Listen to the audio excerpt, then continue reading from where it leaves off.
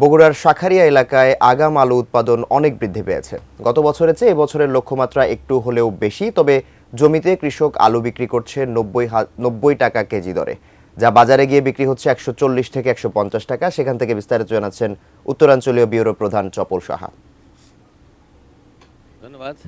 আপনারা জানেন যে আলু উৎপাদনের জন্য বগুড়া অন্যতম জেলা এবং এই জেলাতে এবছর ৫৫,৫০০ হেক্টর জমিতে আলু উৎপাদন করা হয়েছে এবং আরও বেশি আলু উৎপাদন হবে বলে মনে করা হচ্ছে, কারণ লক্ষ্যমাত্রার চেয়ে বেশি হবে এই কারণে যে আলুর দাম এবার অনেক গতবার যেমন বেড়েছে এবারও কিন্তু একইভাবে বেড়েছে। দেখতে পাচ্ছি যে নতুন আলুগুলো রোপণ করা হয়েছে। এই আলুগুলো কিন্তু এখান থেকে আপনার হলো মহাস্থান হাটে চলে যায়, এখান থেকেই বিক্রি হয় ৯০ থেকে ১০০ টাকা কেজি।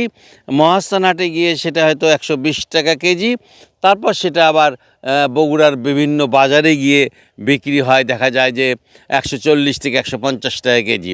এই যে বগুড়ার যে এত আলু, এই আলু কিন্তু আপনার হলো কিছুদিনের মধ্যেই উঠতে শুরু করবে এবং এখনও উঠছে, এবং তারপর কিন্তু আলুগুলো কোল্ড স্টোরেজে চলে যাবে এবং কোল্ড স্টোরেজে গেলেই কিন্তু দেখা যাবে যে আলুর দাম আবারও সেই বাড়তে শুরু করেছে।